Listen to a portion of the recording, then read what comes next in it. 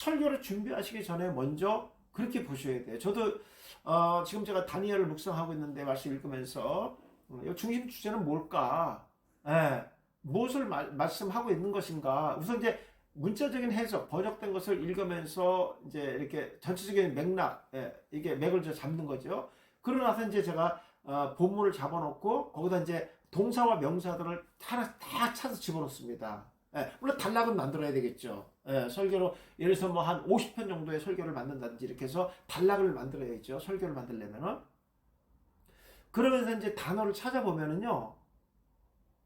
그냥 이 성경에 무슨 말 하는 내용인지가 그 단어만 찾아서 의미가 나와요. 그러면서 이제 제가 찾다 보면 이 말씀의 구속사가 이 단어구나, 이 단어에 있구나, 이 문법에 있구나 이런 것들이 보이기 시작하죠.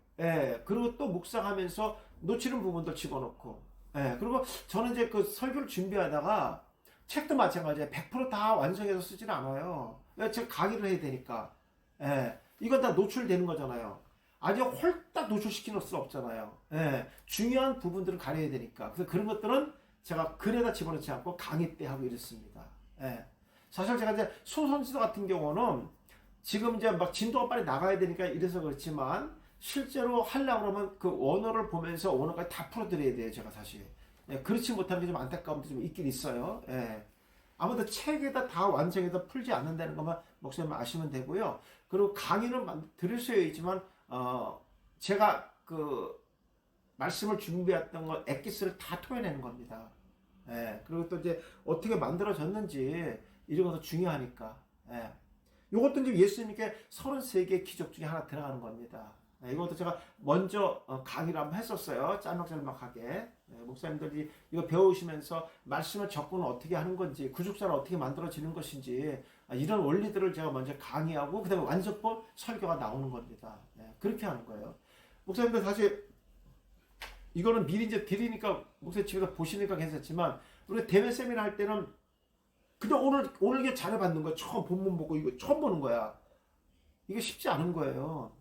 지금까지 미리 받아보면 좋은데, 그래서 제가 먼저 짤막하게 짧은 설교를 강의하고 그 다음에 설교가 나오는 겁니다.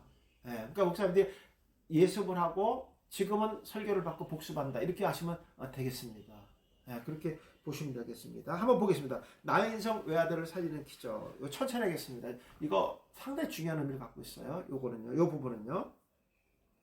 자, 예수의 공생의 사역 중에서 수많은 기적을 행하셨는데 그 중에서 가장 인상 깊은 것은 죽은 자를 살리는 기적입니다. 요건 우리 입장에서만 그래요. 구속사 입장에서는 그렇게 중요하지 않죠, 이거는요. 더 중요한 것들이 많이 있으니까. 자, 죽은 자를 살리는 것은 인간이 살아가면서 큰 장애물이 죽음인데 예수님은 죽음까지도 초월하시는 사역을 보여주시면서 죽음을 극복하고 3일 만에 부활하는 기적으로 종지부를 찍습니다. 죽은 지 나흘 된 나사로를 무덤에 살리신 것과 나인성 가부의 죽은 아들 외아들을 장례 행렬을 멈추게 하시고 다시 살리신 기적은 자신이 십자가의 죽음과 부활을 통하여 최종적인 기적의 점진적인 과정을 드러내고 있습니다. 그렇죠. 이거는 뭐 틀림없는 거죠. 자, 본문에 기록된 나인성 가부의 외아들을 살리는 기적은 특별한 메시지와 각각의 의도가 있습니다. 나인성에서 죽은 외아들을 살리는 사건을 통하여 성경시대의 가부의 사회적 위치를 이해할 때 아주 중요한 얘기였어요. 그 당시에 가부들의 사회적 위치를 이해할 때 가부의 외아들을 살리신 예수님의 목적과 그로 인한 은혜가 우리에게 다가오는 것입니다. 그러면 많은 사람이 모인 나인성 장례 행렬에서 보여주신 예수님의 기적의 역사를 통해 여기서 제가 많은 사람이 모였다는 것도 강조했어요. 그래서도요. 이것도 풀어야 됩니다. 우리에게 주시는 의도가 무엇인지 자세히 살펴보는 시간이 되겠습니다. 우리 설교할 때 이제 내가 어떤 설교를 할 건지를 갖다가 성도들한테 제시했습니다. 그러다 이제 본론으로 들어가는 거죠. 자, 첫째, 예수님은 슬픔에 있는 가부를 찾아옵니다. 자, 누가복음 7장 11절 12절. 그 후에 제가 여기서는 본문 하나만 잡았지만 예수님의 기적에서는 공간복음에 있는 것들을 다 집어넣었어요. 마태, 마가 있는 거 다 집어넣고. 근데 제가 평균적으로 전부 누가복음을 중심으로 썼다는 거, 그거 보시면 되겠습니다. 거긴 다 집어넣기 때문에 더 폭넓게 우리가 비교해서 볼 수가 있죠. 그 후에 예수께서 나인이란 성으로 가실새 제자가와 많은 무리가 동행하더니 성문에 가까이 이를 때 사람들이 한 죽은 자를 메고 오는데 이는 한 어머니의 독자요. 이거 강조하는 거야. 한 어머니의 독자요. 그 어머니는 가부라. 독자고 가부고 그 성에 많은 사람들도 그와 함께 나왔다. 왜 그 성에 많은 사람들이 같이 나왔을까? 이런 것들. 이걸 강조하는 거예요. 그러니까 우리가 몰랐을 때 은혜 설교 때는 이거 안 해요. 근데 우리가 하나하나의 축제의 영감으로 기록된 거기 때문에 이걸 다 끄집어내는 거예요. 네, 그래서 제가 아까 서론에서 그랬잖아요. 성경시대 가부의 사회적 이치를 반드시 이해해야 된다고요. 이런 것이 풀려져야지만 이 말씀이 무슨 말인지 이해가 될 거예요. 모르겠어요. 목사님들이 뭐 전에 은혜설교 절목서 이거 했는지 모르겠지만 우리가 기본적으로 알아야 되는 거거든요. 예. 자, 나인을 먼저 볼게요. 왜냐면 중요하니까. 이 사건이 어디서 일어나는 것이 중요하니까. 나인과 나임으로 됐어요. 자, 이거 지금 뭐죠, 목사님? 예, 헬라어잖아요. 예, 이거 히브리어로 가라고 나와 있어요. 이거 히브리적 사고예요. 그러니까 히브리적 사고로 보지 않으면 해석이 안 되는 거, 이런 의미가 갖고 있죠. 즐거움, 사랑스러운, 자비로운, 기쁨, 샌다를 신다, 아름다운 노래를 한다. 근데 이것에 이런 장소에 뭐 슬픔이 찾아왔다 이거예요. 이것을 다시 회복시켜주는 주자 예수 그리스도라는 거예요. 이런 구술상을 보여야 되겠죠. 자, 누가는 가부의 외아들을 살려준 장소가 나이라고 구체적으로 기록하고 있습니다. 대부분 예수님께서 이루신 사역을 보면 자신의 행적을 자세히 기록하지만 도시의 이름을 구체적으로 기록하지 않고 두루 다니셨다라고 기록합니다. 그렇죠? 뭐 갈릴리를 중심으로 다니셨다 이렇게 얘기하지만 이게 지역을 정해주는 것은 의도가 있다는 것. 그런데 누가는 나인 성이라고 구체적으로 기록한 의도가 있었습니다. 나인은 사랑스러운 자들이 모여서 즐겁게 살아가는 성이라는 이름의 뜻을 가진 장소입니다. 그것은 대부분 샌달을 신는 자들이 아름답게 누리는 장소입니다. 그런데 아름다운 노랫소리가 들려야 하는 곳에 가부의 외아들이 죽자 즐거움의 거리가 먼 슬픔과 죽음으로 가득 찬 장소가 되었다는 것입니다. 이곳에, 그런 곳에 주님이 찾아오셨습니다. 이 얘기 하고 싶은 거죠. 예. 나인이라는 한 단어에 이렇게 많은 얘기들이 들어가 있어요. 목사님. 나인이라는 이런 단어 써요. 이게 원어의 비밀입니다. 원어의 위력입니다. 목사님. 예. 자, 메고 나오니 그렇습니다. 에코미조입니다. 즉석과 실제로 미국 나오는 거예요. 근데 이것은 수동태니까 뭐에 의해서 영향을 받은 거죠. 그죠? 예, 수동태니까. 자, 보겠습니다. 성경시대의 장례는 남자와 여자의 역할이 달랐습니다. 그래서 여기 보면 많은 사람이 나왔다. 누구만 나왔냐? 남자만 나왔다. 남자가 많다는 거예요. 이게 중요한 얘기예요, 목사님. 예. 그래서 무덤까지 시체를 운구하는 것은 남자들이었고 이후에 무덤에서 시체의 향유를 바르는 것은 여자들의 역할이었습니다. 이것이 당시의 장례 절차입니다. 이건 제가 전에 강의 다 했던 거예요. 그러니까 이런 것들만 하나만 알면 설교 해석할 때 다 이렇게 풀어낼 수가 있죠. 자, 예수님도 죽은 자를 메고 나오는 행렬에 참여합니다. 그리고 주님의 관심은 죽은 청년을 살리는 것에 초점을 두지 않았습니다. 전부 은혜 설교는 죽은 사람을 초점을 둬요. 그러나 예수는 그렇지 않아요. 네. 먼저 외아들의 죽음과 함께 하루아침에 막막한 처지에 빠져있는 가부에게 있었다는 것입니다. 주님은 외아들의 장례 행렬을 뒤따르며 슬퍼하는 가부들을 위로하기 위함입니다. 제가 전에 그런 말 많이 했죠. 우리 예수님은 꼭 가부들만 좋아하는 것 같다. 미안합니다. 이거 지금 미안합니다. 예. 다른 가부들, 혼자 사는 사람들, 여자들, 호렙이 찾아갔다는 얘기는 거의 없는 것 같아요. 호렙이. 그렇지 않아요? 왜 그랬을까? 성경시대에 혼자 사는 여자들의 사회적 위치가 정말 가난한 여자들이에요. 그래서 고아와 가부가 나온 거예요. 고아와 호렙이 하는 노즘은 어때? 호렙의 노즘은. 그렇죠? 근데 왜 안 넣어줬을까? 이런 것들. 예. 자, 가부 나옵니다. 알마노트입니다. 이것도 마찬가지로 히브리어로 봐야 됩니다. 제가 이제 많이 쓰죠? 히브리어를. 그럴 수밖에 없어요, 이제는요. 예. 자, 함께 묵다, 벙어리가 되다, 버림받다. 이겁니다. 이거 버림받다. 예. 그러니까 가부의 신세, 어떤 신세를 갖다 탓할 수밖에 없는 그런 위치에 있는 여자. 그게 가부입니다. 나인성의 죽은 자의 어머니는 가부였습니다. 성령시대의 여성은 남편과 함께 묶여 살아가는 존재입니다. 종속의 관계죠. 특히 가부의 사회적 위치는 더 이상 떨어질 데가 없는 최악의 상태입니다. 북의 사회에서 여자들의 위치는 남자에게 종속되고 보호받는 존재였습니다. 결혼 전에는 아버지로부터, 결혼 후에는 남편으로부터 보호를 받으며 잠잠히 살아갑니다. 자기 소리를 낼 수가 없어요. 그리고 남편이 없는 가부는 아들로부터 보호를 받으며 종속되는 삶을 살았습니다. 근데 의지할 남자가 없으면 버림받은 존재가 되는 것입니다. 이게 가부의 신세예요.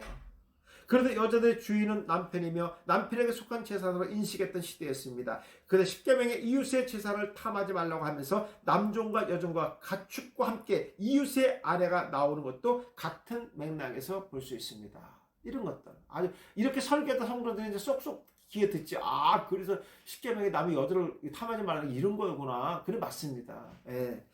자, 많은 사람이라 했어요. 하카노스라는 단어 썼습니다. 하카노스.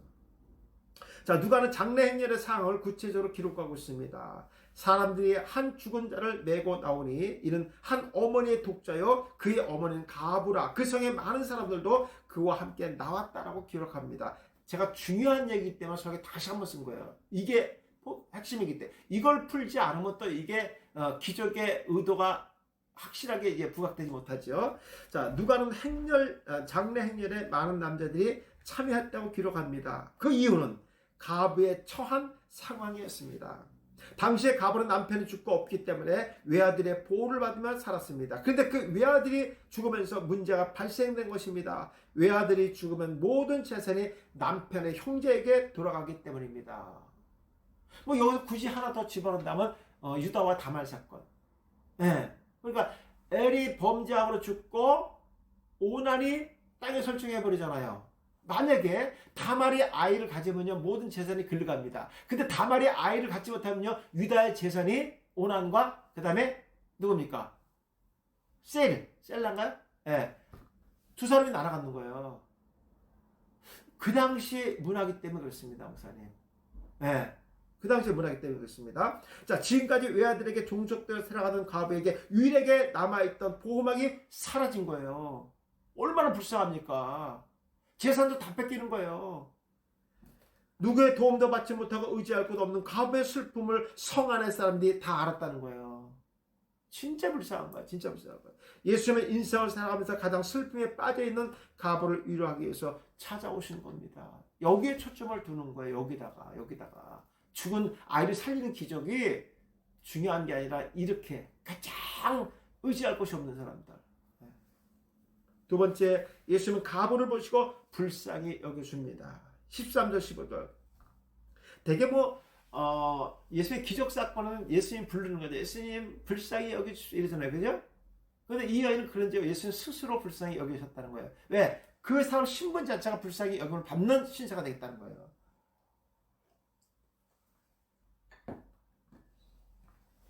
주께서 가부를 보시고 불쌍히 여기사 울지 말라 하시고 가까이 가서 그 관에 손을 대시니 맨 자들이 서는지라. 뭐 여러 가지 이 서는 자체의 의도가 있겠죠, 또. 그죠? 예. 예수께서 이르시되 청년아 내가 내게 말하노니 일어나라 하시매 죽었던 자가 일어나 앉고 말도 하고는 예수께서 그를 어머니에게 줬다. 이게 중요한 얘기예요. 그를 어머니에게 줬다는 거예요. 네. 뭡니까? 살렸다는 그 아이가 아니라 이 여인의 정체성을 다시 찾아주는 거예요. 네, 회복시켜주는 겁니다. 예수님 사역이 이런 거예요. 네, 자기의 정체성을 찾아주는 거. 네. 자, 예수는 가부를 향하여 울지 말라고 말씀하시면서 그를 불쌍히 여기셨습니다. 그리고 관에 손을 대시고 청년아 일어나 말씀하시 죽었던 자가 앉고 말도 하게 됩니다. 자, 불쌍히 여겼다. 직설법이죠. 이거 중요한 거예요. 이거는 예수님께서 그 여인에게 요청에 의한 게 아니라 실제로 하신 거고요. 수송디퍼입니다. 예. 아까 배웠죠? 이거만 해석해보세요. 수송디퍼니까. 불쌍히 여기는 말은 여자가 요청한 것이 아니죠. 그죠? 예수님이 자발적으로 한 거예요. 이거는. 그것이 우선이에요. 근데 그렇게 하신 이유는 뭡니까? 여인의 불쌍함이 자기한테 온 거예요. 다시 할게요. 요청해서 예수님이 불쌍히 여긴 것이 아니라 불쌍히 여기는 마음으로 예수님 가신 거예요. 예, 부른 적도 불쌍히 여기다 한 적도 없어요. 근데 예수님께서 가신 행동을 그 여인이 불쌍한 상황이 이미 알고 있었기 때문에. 예, 그렇게 해야 됩니다. 과거니까 이미 장래 행렬 자체가 이 여인의 정체성이 드러났기 때문에 이게 과거입니다. 그래서 불쌍히 여겼다는 불쌍한 마음은 이렇게 상황을 보고 예수님께서 스스로 하셨다 이렇게 하셔야 됩니다. 자, 예수님은 외아들을 잃고 울고 있는 나인성 가부를 찾아가서 사랑과 동정심을 가지고 위로하고 계십니다. 예수님의 내심은 비통함과 연민을 느끼며 과부를 위로하기 원하셨습니다. 예수는 과부를 불쌍히 여기는 마음이 동기가 되어서 은혜를 베풀어 줍니다. 그리고 의지할 곳이 없이 흐느끼며 울고 있는 가난한 과부에게 긍휼로 위로합니다. 성령시대 불쌍히 여김을 받는 자들은 고아와 과부 그리고 나그네였습니다. 의지할 곳이 없고 슬픔에 빠진 자들이며 이러한 자들은 오직 하나님을 바라보며 긍휼을 기다리는 자들입니다.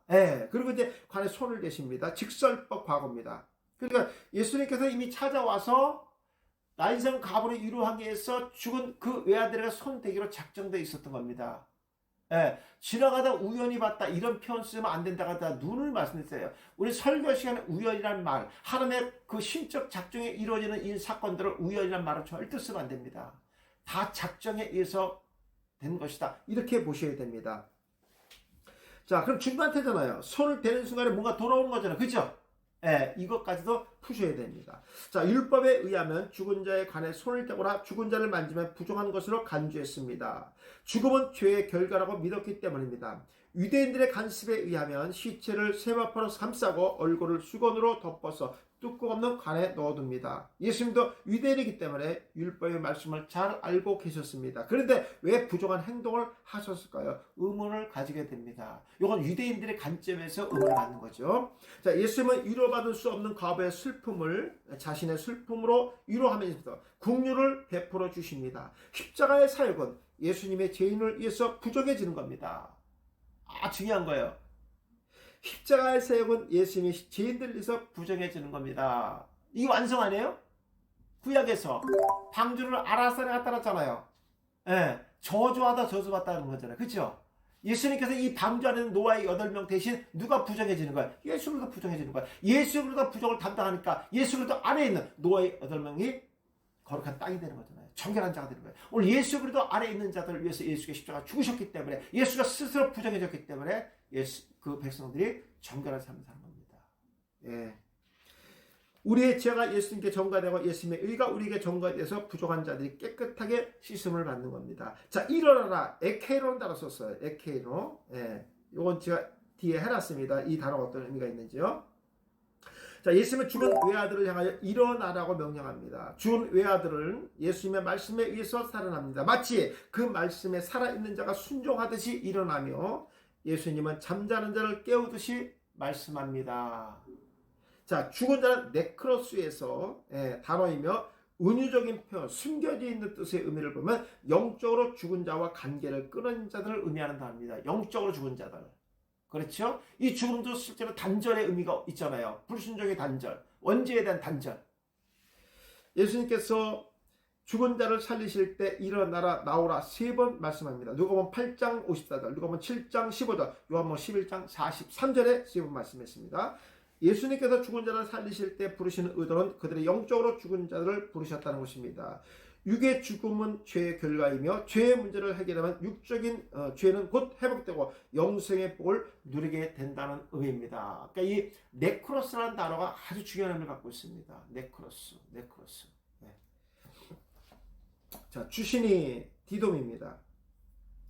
직설법, 과거, 능동, 삼위직 단수입니다. 자, 예수님의 명령에 죽은 외아들은 즉시 일어나 앉고 말도 합니다. 예수님의 십자가의 사역은 죽은 자를 살리시며 그들의 수치를 모두 씻어주시는 겁니다. 예수님이 행하신 것은 죽은 자를 살리는 기적입니다. 이것은 곧 장차 나타날 죽음과 부활 그리고 종말론적인 사역에 대한 상징적 의미를 두고 있습니다.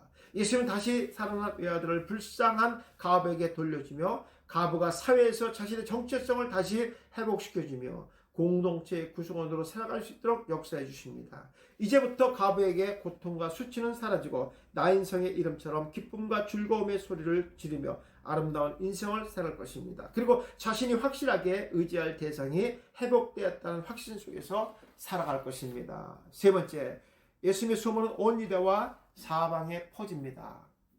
16절 17절 모든 사람이 두려워하며 하나님을 영광을 돌려 이르되 큰 선지자가 우리 가운데 일어나셨다 하고 또 하나님께서 자기 백성을 돌보셨다 하더라. 예수께서 대한 소문이, 이 소문도 모두 여러 가지 단어가 있다고 제가 그랬죠. 우리나라 소문 한 가지인데 소문 내용이 다 틀리다 그랬어요. 어떤 단어가 있느냐 중요합니다. 온 유대와 사망의 도로 퍼졌다 그랬습니다. 자, 여기 보니까 두려워하며 람바노입니다. 람바노. 그러니까 두려운 그 상태를 받아들이는데 어떻게 받아들였느냐 하는 거예요. 죽은 자를 살리시는 것은 하나님밖에 없거든요.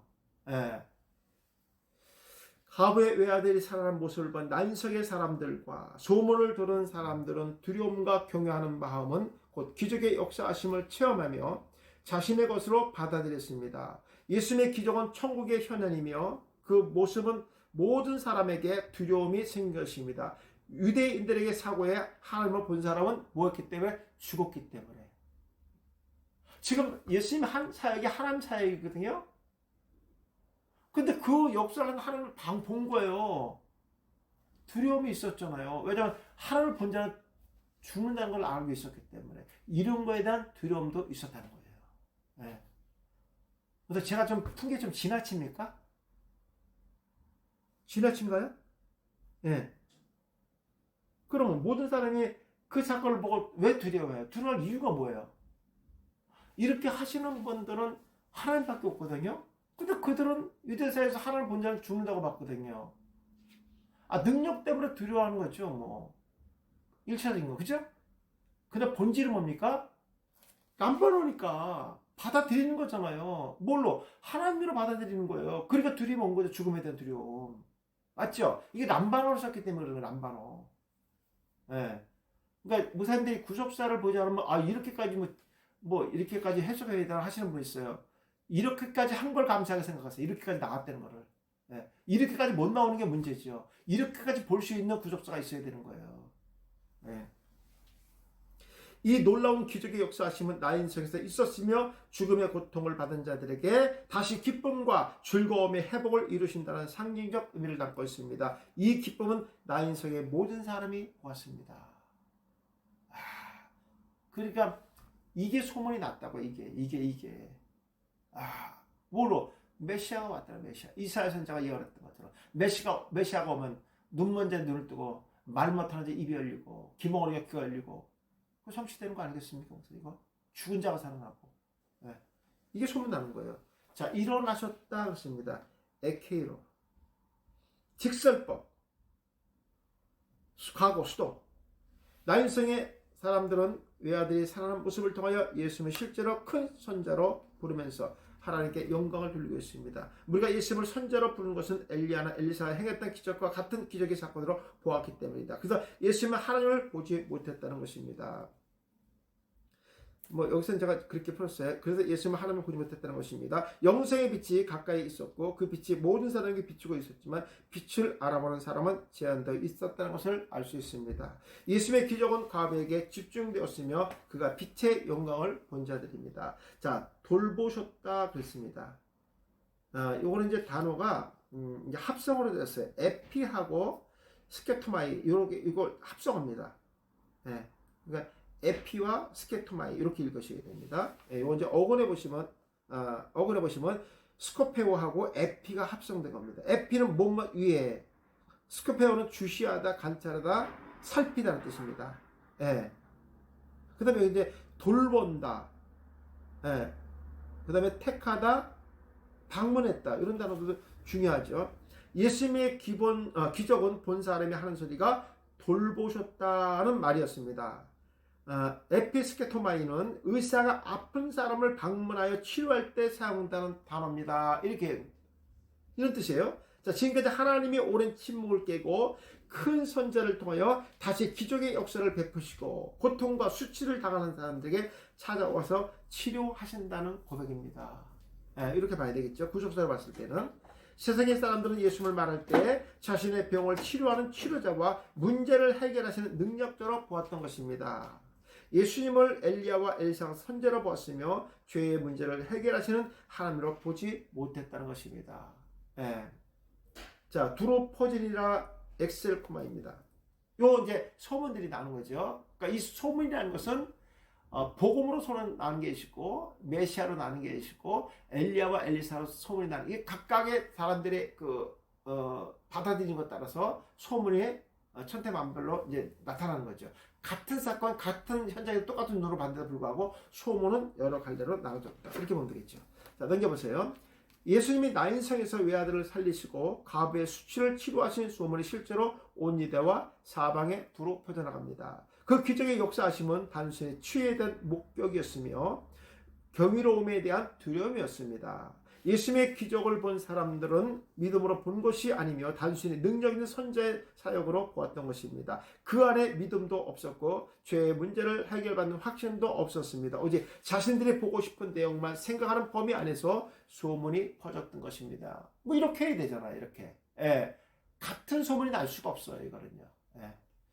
자, 예수님의 공생의 사역은 단순히 육신의 문제를 해결하기 위함이 아니었습니다. 영과 육의 문제를 해결하시고 회복하여 자신의 정체성을 찾아주는 겁니다. 그리고 자신의 하나님이심을 나타내는 것입니다. 이것이 나인성이며 세상에서 고통받고 수치받으며 절망지에 살아가는 그의 백성들에게 기쁨과 즐거움을 회복시키고 영생의 복을 누리게 하는 사역입니다. 사랑하는 여러분, 나인성의 뜻은 기쁨과 즐거움의 노랫소리가 들리는 곳입니다. 근데 그곳에 슬픔의 소리가 들리는 곳이 되었습니다. 나인성은 외아들의 죽음으로 장례 행렬이 이어지고 있었습니다. 그곳에서 가장 슬픔에 빠진 사람은 죽은 외아들의 어머니인데 그는 남편도 없는 과부였습니다.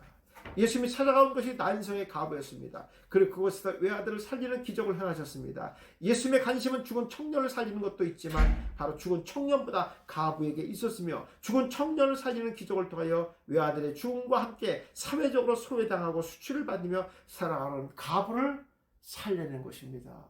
뭐 이렇게 해도 무리가 없죠. 그렇지 않아요? 예. 아마 나는 그 아들보다도 이 가부를 정말 걔 살아난 건 두 번째 아이고 정말 정말 다행이야 정말 뭐 이런 식으로 그 가부를 더 안심시켜 주지 않았을까? 나 그렇게 생각하는데 그 당시 사회적인 통념으로 봤을 때 그래서 저는 이 아들만 살린 것이 아니라 난 예수님 가부들을 살렸다 이렇게 보는 거예요. 예. 왜냐하면 의지할 것이 없는 자는 죽은 것 같은 거거든요. 버려지는 거예요. 완전 버려지는 겁니다. 예. 예수님 마지막 남은 자식마저도 죽어서 의지할 것이 전혀 없는 가부의 슬픔을 위로하기 위하여 외아들을 살리시고 가부의 수치와 눈의 눈물을 닦아주셨습니다. 예수님의 공생의 사역을 하시는 동안 가부와 병든 자들 그리고 사회적으로 소외된 자들을 돌보시고 약자들을 위로하시며 함께 하셨습니다. 주님은 죽음의 권세를 이기고 부활하셔서 죽은 자를 살리시며 부활에 대한 소망을 하게 하시고 슬픔과 위로를 해야 하는 자들에게 이웃이 되어주셨습니다. 그리고 자신이 스스로 하나님이심을 증거하셨습니다. 우리는 나인성의 외아들을 살리는 동시에 가부의 수치와 슬픔을 위로하시는 예수님의 모습을 보면서 우리의 주님의 자비로우신 은총과 기적의 역사하심을 통하여 큰 소망이 되기를 주님의 이름으로 축원합니다. 아멘이죠. 뭐 은혜가 무척 됩니다. 예. 그냥 단순하게 봤을 땐 가오로 사는 여인의 아들이 죽은 거예요. 그래서 살려준 거예요. 예. 근데 이제 우리가 구속사를 보고 당시에 그 유대 사회에서의 여자들의 그 위치라든지 또 예수님께서 죽은 자를 왜 그 아들을 그 어머니한테 이게 돌려줬는지 이런 내용들 그리고 왜 그 향년에 많은 남자들이 나왔을까 그냥 뭐 장례 행렬에 사람들이 있었다는 했는데 많이 나왔다는 걸 강조했잖아요. 여기서만 다른 데는 그런 말 안 해요. 여기서만 많은 남자들만 나왔다는 거예요. 그러니까 거의 다 나왔다는 거예요. 너무 불쌍하니까. 예. 그러니까 이런 것들이 이제 우리는 말씀을 읽으면서 다 이해되는 거예요. 그럼 이 말씀을 들은 성도들이 나중에 이 본문을 읽을 때 머릿속에 쏙쏙 나지 않겠어요? 이 말씀이 무슨 말인지 다 알고 있잖아요. 예. 성도들이 이 말씀을 듣고 전도 나갔을 때 자기가 성경에 대한 얘기를 할 수 있어야 돼요. 복음에 대한 말을 할 수 있어야 돼요. 그냥 예수 믿으세요. 우리 교회 남 너무너무 좋아요. 우리 무슨 설교도 잘하시고 뭐 이래. 예수님은 어디 계신데 예수님은. 교회 자랑 목사님 자랑 다 좋죠. 예수 자랑을 해야지 예수님. 그러면 뭐야? 복음을 전해야 되는데 우리가 전도할 때 복음은 성경 얘기가 하나도 없어. 그러니까 성도들이 나가서 복음을 증거할 수 있도록 목사님들이 그런 꼴을 만들어서 줘야 됩니다. 예, 줘야 됩니다. 그래서 그들이 먼저 은혜 받은 걸 갖고 나가서 해야죠. 하다못해 병원 방문 갔을 때 예수 믿는 사람이 방문 하나 예수 믿지 않는 사람 방문 똑같으면 안 되잖아요. 가서 그 손에다 잡아주면서 오늘 목사님 설교 말씀에 난서의 가부에 대해서 살리신 기적에 대해서 있습니다. 이걸 이런 식으로 잘 얘기하면 그 주일날 예배 못 나온 그 성도가 이 말씀을 듣고 얼마나 또 은혜가 되겠습니까? 그렇죠? 예. 저는 목사님들이 이렇게 구속적인 설교를 하면요, 그 성도들의 생각 속에 사상 속에 각인된다고 저는 생각합니다. 그리고 이것이 맴맴 돌 거예요. 돌 겁니다. 그럼 뭔가 자기만 들었으니까, 예, 입으로 전하게 되잖아요. 생명의 꼴을 준비시켜 줘야 됩니다. 예. 자, 이번에 이제 하나 더 보겠습니다. 이스라엘이 여호와를 버렸다. 이거 한번 보겠습니다. 이스라엘이 여호와를 버렸다.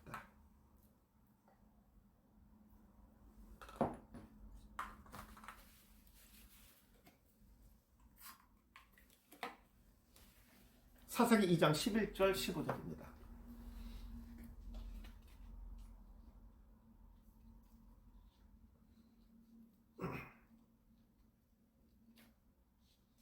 자, 사사시대에 이스라엘 자손은 애굽 땅에서 인도하여 주신 그들의 조상들의 하나님을 버렸습니다. 하나님은 살아계셔서 아브라함과 맺은 햇불 언약을 통하여 약속의 땅에 들어가게 했지만 그들은 하나님을 경배하는 대신에 바알의 아스타롯의 우상을 만들고 섬기는 죄를 졌습니다. 이스라엘 자손은 하나님으로부터 선택을 받고 영예를 누리며 살았지만 하나님을 버리고 이방의 신을 섬기며 어리석은 삶을 살았으며 살아있는 신을 버리고 죽은 신을 선택했습니다. 하나님은 이런 이스라엘 자손을 대적의 손에 넘기셨던 것입니다. 우리가 세상을 살다 보면 버려야 할 것이 있고 버리지 말아야 할 것이 있습니다. 거짓과 우상숭배, 분노와 노염, 그리고 세상의 이권을 쫓아가는 삶을 버려야 됩니다. 그리고 버려야 말아야 할 것은 오직 여호와 하나님이십니다. 우린 여호와 하나님을 떠나서 사는 삶이라는 생각을 할 수 없습니다. 이 시대에 사회가 타락하고 교회와 목회자가 살아계신 하나님을 두려워하지 않습니다. 물질과 권세 그리고 명예와 이권이 사람을 지배하며 사람을 두려워하는 시대가 됐습니다. 이 시간 우리의 영적 위치를 점검해보는 시간이 되기를 바랍니다. 첫째, 이스라엘 자손이 여호와의 목전에서 악을 행합니다. 사사기 2장 11절 12절 이스라엘 자손이 여호와의 목전에 악을 행하여 바알들을 섬기며 애굽 땅에서 그들을 인도해 내신 그들의 조상 하나님 여호와를 버리고 다른 신들, 곧 여기 이제 여호와를 버리고 다른 신들이라 했어요. 곧 그들의 주위에 있는 백성들의 신들을 따라 그 주위에 있는 백성들, 가나안의 백성들이잖아요. 가나안 백성이 섬기는 가나안의 신들을 섬겼다는 얘기죠. 그들에게 절하며 여호와를 진노하게 했습니다. 그래서 모세가 모압 평지에서 강조했던 게 뭐냐면 여호와의 말씀을 준수하라, 이거 한 거 가르쳐줬잖아요. 네. 왜? 광야보다 가나안 땅에 우상이 더 많기 때문에.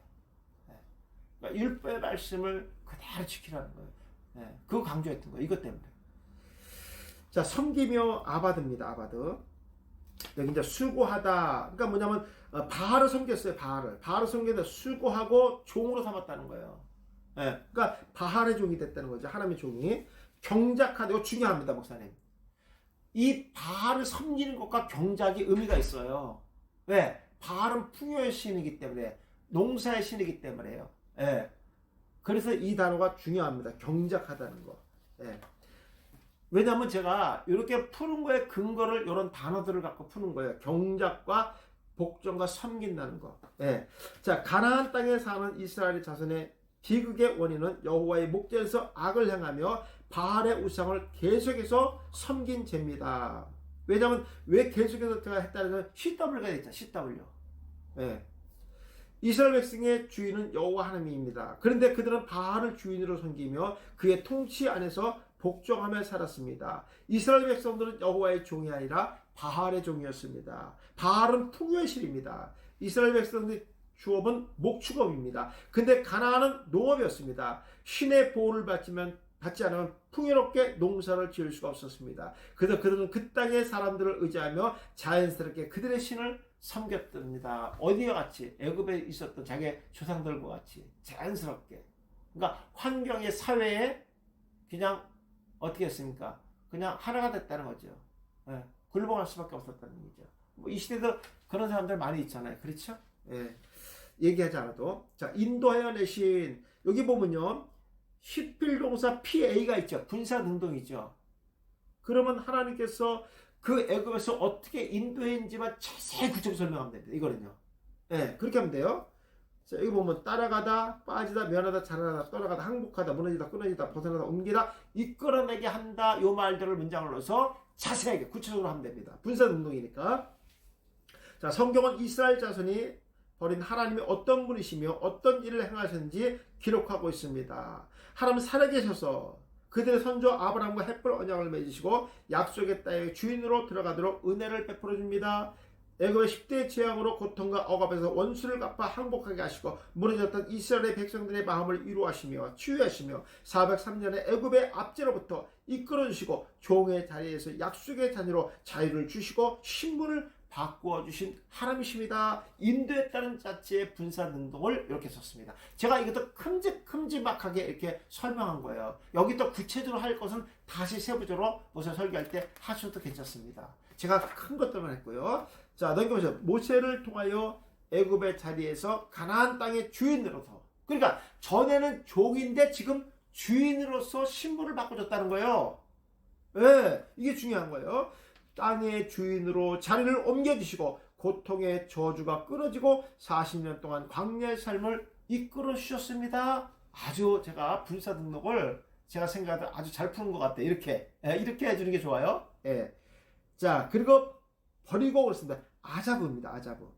여기 이제 하나님을 버렸다는 건 수리할 부분이 생겼다 이런 뜻이에요. 뭔가 하나님을 바라봐야 될 하나님의 백성들이 스크래치가 났다 이런 뜻이고요. 배반했다 이런 뜻이라고 했어요. 배반. 예. 보세요. 이 말 속에 하나님을 완전히 등돌렸다 이렇게 하시면 안 돼요.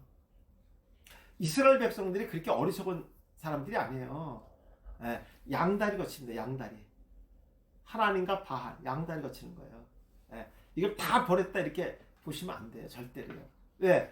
이스라엘 백성들이 그 이후에 뭐 하나님께 제사 드렸잖아요. 안 드린 게 아니잖아요. 근데 어떻게 흠 있는 것 같고 드렸잖아요.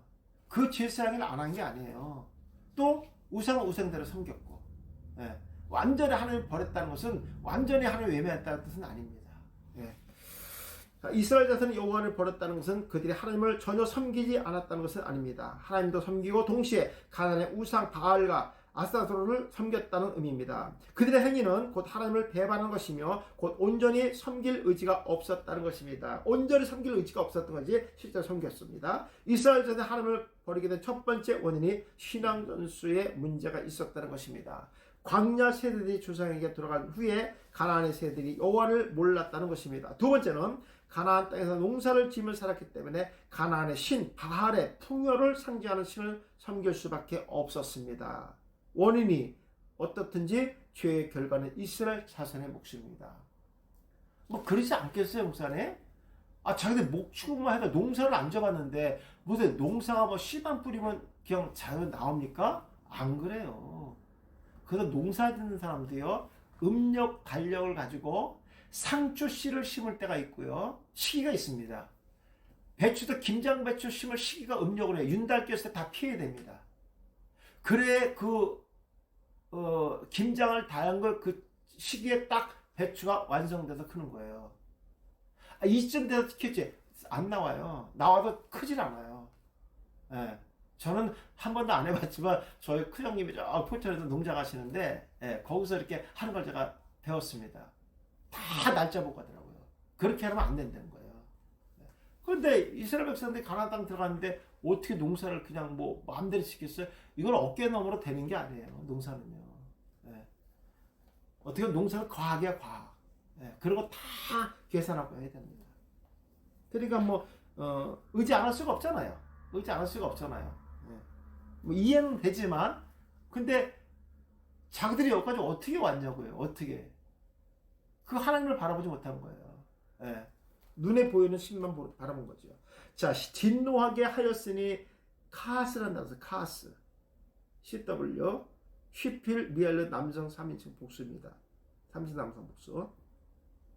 하나님은 우상 숭배하는 이스라엘 자손들에게 즉시 반응하시는데 그것은 진노입니다. 자, 이스라엘 자손들은 자신들을 위하여 스스로 우상에게 절하며 섬겼습니다. 이스라엘 자손이 섬겼던 하나님도 엘로힘, 잘 들으셔야 돼요. 이스라엘 자손이 섬겼던 하나님도 엘로힘, 바알도 엘로힘, 다 복수를 사용하고 있어요. 진짜 바알은 엘로힘이에요. 엘로힘은 한 분을 얘기하는 거예요. 그들의 한 분은 누구냐면 바알입니다. 제가 이 십계명에서도 나와 있어요. 예, 다른 신의 거기서도 엘로힘을 썼습니다. 어떤 목사님 전화가 왔어. 교수님 잘못한 거 아니냐고. 왜 엘로힘이라고 썼냐고 이거. 예. 그들의 하나님 한 분밖에 없는 신. 예. 근데 복수가 달라요. 예, 이게 다른 문법. 여기서 문법 공부해야 된다는 게 바로 이런 거. 문법 모르면요, 이것도 해석 못해요 이거. 예, 못해요 이거는요. 그러면 이제 이 엘로힘 복수는 잡신들을 얘기하는 여러 신들을 얘기해. 그 하나님은 성부, 성자, 성령이라고 또 얘기할 거라고. 틀림없어요 이거요. 복수니까. 그게 아니거든요. 자, 엘로힘이 하나님에 대하여 사용될 때 복수의 의미는 일반적인 위험을 나타낼 때 사용하는, 제가 자원 복수라고 했죠. 예, 크고 위대하신 하나님, 그게 복수, 자원 복수라는 겁니다. 제가 여러 번 얘기했어요. 여기다 지금 집어넣는 겁니다. 엘로힘이 바알에 대해 사용할 때 복수는 여러 잡신들을 의미하는 겁니다. 이해하셨죠? 예. 목사님들 깜짝 보고 다 같이 복수인데 이게 뭐지? 이러시지 말라고요. 예. 그들의 입장에서 볼 때 하나님의 존재로 보았다는 것입니다. 그리고 그들이 섬기는 하나님은 생명이 없는 죽은 신에 불과한 존재입니다. 그러니까 여호와 하나님과 바알의 하나님은 살아있는 신과 죽어있는 신으로 또 구분할 수 있다. 제가 두 가지를 분리했습니다. 이해가시겠죠? 예.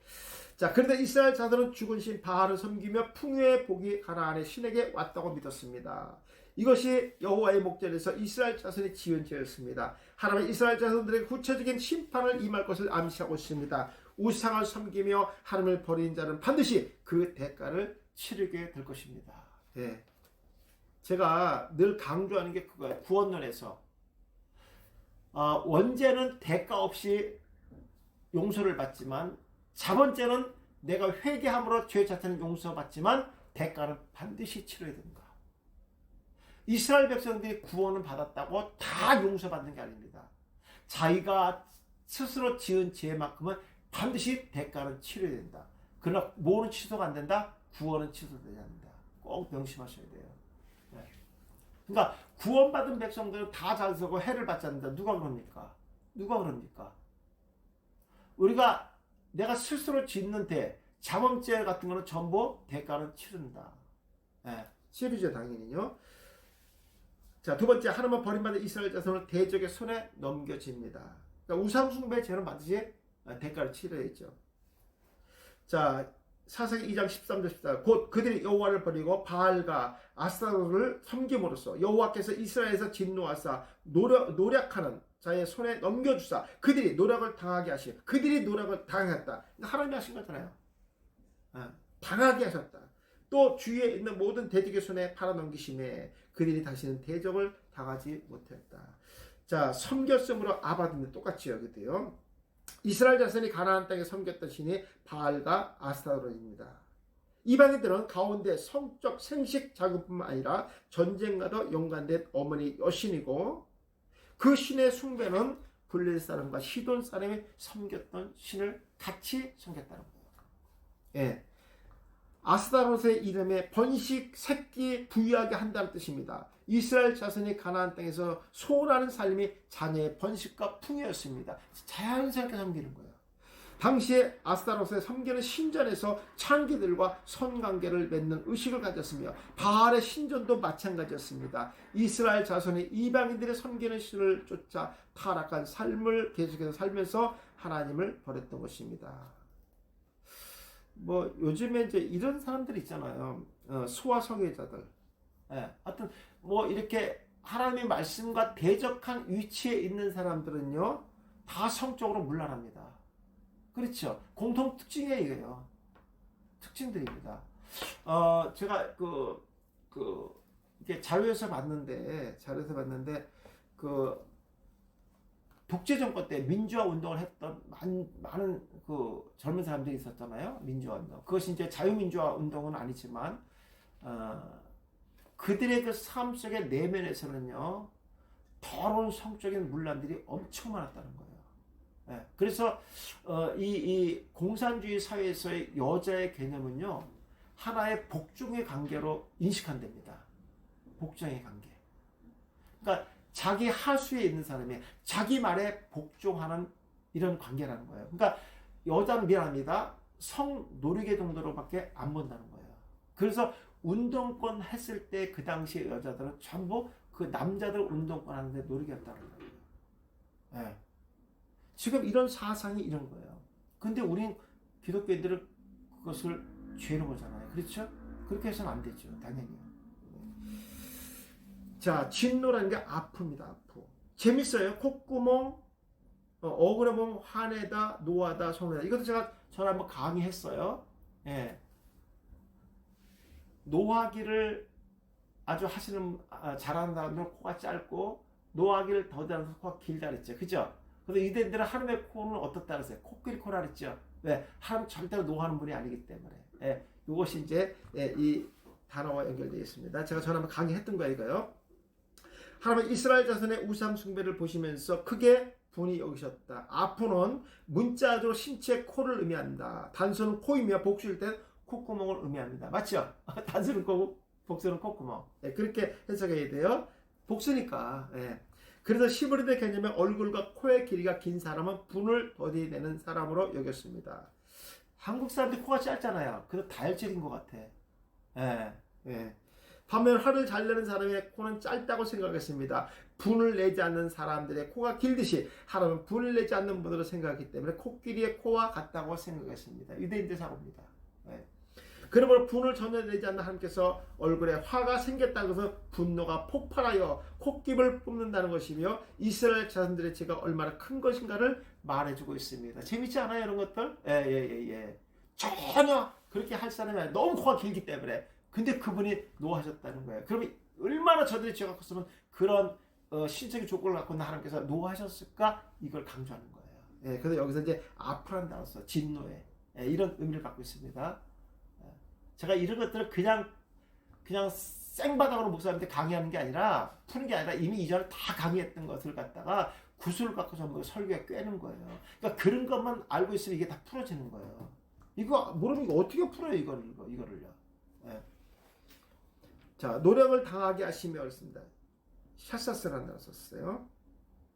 자, 이스라엘 자손의 우상숭배의 죄는 하나님의 분노를 일으키기에 충분했습니다. 그 결과 이스라엘 자손들은 약탈자의 손에 즉시 넘겨지게 됩니다. 그 시간은 급히 이루어지며 다시 회복할 수 없이 완전하게 망가지는 상태에 놓이게 된 것입니다. 이스라엘 자손들이 하나님께서 순종하여 율법의 말씀을 온전히 지키고 섬길 때 하나님의 평강과 축복이 자손 대대로 열매를 맺게 됩니다. 그러나 말씀에 순종하지 못하고 우상을 섬기며 불순종할 때 하나님 즉시 심판하시고 노라권의 침략으로 멸망을 받게 됩니다. 자, 대적을 당하지 못한다. 약콜이라는 단어 써요. 약콜. 문법을 보세요. 칼 완료로 되어 있죠. 3인칭 공송 복수로 되어 있습니다. 예. 뭐뭐 할 수 있다, 우세하다, 정복하다. 여기 참다 이렇게 있어요. 참다, 억제하다, 견디다. 이랬어요. 자, 하나님의 우상숭배 죄를 지은 이스라엘 자손들을 노략꾼들에게 팔아 넘기셨다. 그러니까 칼 능동으로 대적을 당하지 못하게 했다랬어요. 자, 그들은 미디안 족속들이다. 훗날 이스라엘 자손들은 미디안으로 말미암아 산에서 웅덩이와 불과 산성을 자기들을 위하여 만들고 피하여 살았습니다. 이스라엘 자손은 탈취하는 자들 앞에서 얼굴을 들지 못하고 정복자에게 감히 대항할 수 없는 능력을 상실했으며 정복자를 피하여 숨거나 도망다니는 자들이었습니다. 하나님은 이스라엘 자손들에게 우세한 힘을 용납하지 않았습니다. 하나님을 배반하고 버린 자들은 대적의 손에 넘기는 심판을 받게 됩니다. 대가야, 대가. 이거를 자꾸만 부각시키지 말고 대가를 부각시켜야 돼요. 대가. 죄에 대한 대가. 자본죄의 대가는 반드시 그들이 받아야 되는 거예요. 성경에 뭐 이런 예는 너무나 많잖아요. 그죠? 단가 같은 거. 바세바를 취했지만 요를 적시는 눈물에 회개를 했지만 이만큼 더 큰 회개가 어렵겠어요. 그죠? 근데 대가는 치르죠. 그 가족에 피를 묻히잖아요. 예. 이거 대가예요. 어쩔 수 없어요. 예. 이거 강조해야 됩니다. 기독교인들이 강조해야 되는 이거예요. 이게 하나님의 공입니다. 하나님은 사랑이십니다. 그러나 공의롭습니다. 대적하는 자에 반드시 대가는 치릅니다. 이거 가르쳐줘야 돼요. 이거 하라고 하나님 앞에 기도만 다 용서해 준다는 거야. 하나님 용서하라는 거야. 그러면 안 되는 거예요, 이게. 이렇게 하면 안 되는 거예요. 그거는 복음이 아니에요. 그건 잘못된 사상을 가르치는 거예요. 하나님의 속성은 그게 아니에요. 공의의 하나님이라는 걸 반드시 강조하셔야 됩니다. 예. 그러니까 설교 자체에도 목사님들이 확실한 끝까지 하나님의 그 속성에 대한 끝까지 다 전달하셔야지 일부만 부각시키면 안 되는 거죠. 예.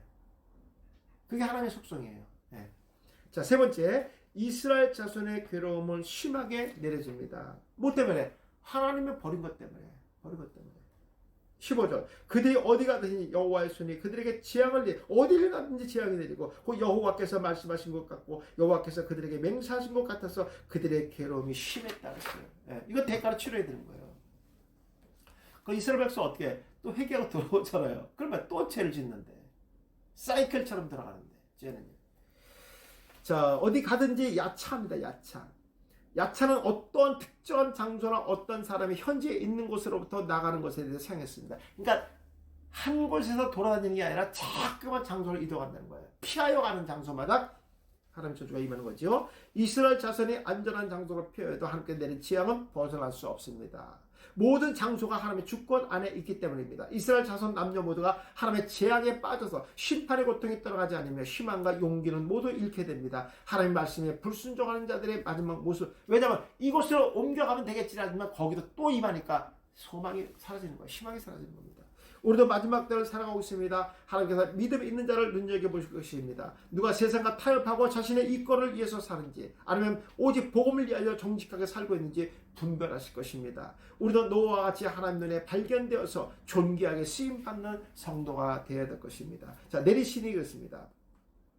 여호와의 손이 이스라엘 자손에게 재앙을 내리십니다. 지금까지 이스라엘 자손들은 장막을 치며 하나님의 계시를 통하여 보호를 받고 안식의 복을 누리며 살았습니다. 그런데 구원의 손길이 지금은 재앙을 내리는 심판의 손길이 됐습니다. 하나님의 심판은 이스라엘 자손이 먼저 하나님을 배반하고 버렸기 때문입니다. 하나님의 구원의 손길은 오직 이스라엘 자손을 위한 하나님의 뜻이었습니다. 그런데 지금 하나님께서 돌반하여 그들의 손길을 얻을 수 없으며 영원히 떠나게 됩니다. 이스라엘 자손이 하나님의 손길을 받기 위해서는 먼저 회개하고 돌아와야 됩니다. 그러면 하나님께서는 이스라엘 자손들을 용서하시고 자비를 베풀어 주십니다. 근데 이스라엘 백성들이 돌아왔지만 어떻게 돌아왔습니까? 몸은 돌아가지 않았어요. 생각만 돌아왔습니다. 진정한 휴보, 진정한 회개는 몸과 마음이 다 돌아와야 됩니다. 그것이 구약의 회개입니다. 자, 맹세하신 샤바입니다. 여호와의 맹세는 선자를 통하여 이미 예언하신 말씀이며 이스라엘 자손들에게 내려진 것이며 우발적인 재앙이 아니라는 것입니다. 하나님의 맹세하신 말씀은 쌍방의 맹세로 묶인 결과입니다. 그렇죠. 그러므로 이스라엘 자손들에게 엄하게 내린 재앙은 전에 하나님께서 말씀하셨던 그 약속을 현재 실행하고 계신다는 것입니다. 하나님은 일방적으로 재앙을 내리지 않으시며 공의롭게 행하시는 분입니다. 그들의 죄를 선자를 통해서 알리잖아요. 회개할 기회를 주지만 그들이 회개하지 않잖아요. 우리도 하나님의 말씀에 귀를 기울이고 순종하며 섬길 때 구원의 손길이 우리의 길을 예비해 주시고 생명의 길을 걸어가도록 역사해 줍니다. 그러나 이스라엘 자손들과 같이 한 발은 세상에 두면 타협하며 하나님의 심판을 반드시 내게 임할 것입니다. 자, 괴로움이 심에 따라서 야차합니다. 학대라는 뜻도 있어요. 야차는 걸음걸이가 매여 있어서 곤란한 상태를 의미합니다. 그러니까 매여 있기 때문에 함부로 갈 수 없는 거예요. 그것이 괴로운 거죠. 자기 맘대로 갈 수 없는 거예요. 특히 땅에 비좁은 상태, 그리고 적들에 의해서 쓰라린 고통 중에 있는 상태를 사용할 때 야차를 씁니다. 이스라엘 자손이 받은 재앙은 육체적인 고통뿐만 아니라 정신적으로, 정신도 고통 하나 써요. 정신적으로 그 마음이 묶여있는 상태로 압박을 당한다는 의미입니다. 하나님의 심판으로 묶여있는 이스라엘 자손은 가나안 땅에 거주하는 이방 족속들이었습니다. 선민 이스라엘 자손이 이방 족속들에게 묶였다는 것은 수치이며, 수치 아니에요? 이거 수치잖아요. 예. 심한 압박이 되면서 고통하며 산고를 걷는 상태를 의미합니다. 요걸 제가 이제 부각시킨 거예요. 네. 그들의 압박이 뭐냐? 이방인들이 묶여 사는 자체가 수치인 거예요, 이게.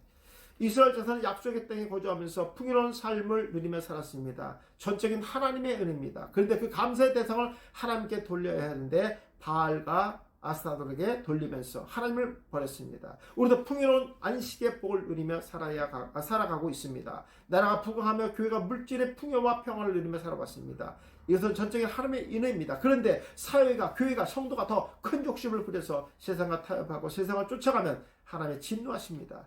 우리는 모든 영광을 하나님께 돌리는 성도가 되어야 됩니다. 사랑하는 성도 여러분, 이스라엘 백성들이 하나님을 버린 이유가 무엇입니까? 가나안 땅의 풍요를 더 많이 누리고 유지하고 싶은 욕심 때문입니다.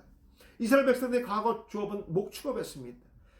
또 농사에 대한 지식과 경험이 없어서 가나안 땅에 들어왔습니다. 그러나 남아있던 가나안 백성을 죽이지 않고 살려서 그들의 도움을 받았으며 그들이 바알과 아스타롯을 섬기는 것을 조건으로 걸자 많은 소유와 풍요를 위해서 하나님이 아닌 우상을 섬기는 것을 협조하고 동참했던 것입니다. 하나님은 질투하시는 분이십니다. 하나님께 질투하신다는 택한 백성이 하나님을 버리고 다른 신을 섬기는 모습을 보시면서 가슴이 아프다는 의미입니다. 하나님을 떠난 백성의 삶은 실패와 패배뿐입니다. 우리 이 시간 하나님과의 관계를 점검해보는 시간이 되기 바랍니다. 그리고 함께 부르시는 그 음성을 듣고 돌아와야 하며 말씀 안에서 온전히 살아가는 성도가 되어야 됩니다. 우리는 우상숭배 죄를 묘하고 멀리해야 됩니다. 세상과 타협하며 살면 안 됩니다. 오직 진리 안에서 하나님을 바라보는 삶을 살아야 됩니다. 우리 현재 하나님을 떠난 백성을 향하여 복음의 말씀을 외치는 성도가 되어야 하며 그들의 회개를 외쳐야 할 것입니다. 그리고 무너진 제단을 다시 수축하고 복음의 나팔을 벌여야 됩니다. 쇠는 하나님을 멀리 떠난 성도들이 돌아와서 무너져가는 공동체의 말씀을 통하여 다시 세워져가는 교회와 성도가 되시를 주님으로 축원합니다. 아멘이죠. 이 코로나 시대 이거 너무 필요한 말씀 아닌가요? 예, 이거 찬송은 돌아와 그 찬송 부르면 딱 좋을 것 같아요. 예, 예. 자, 10분간 마셨다 하겠습니다.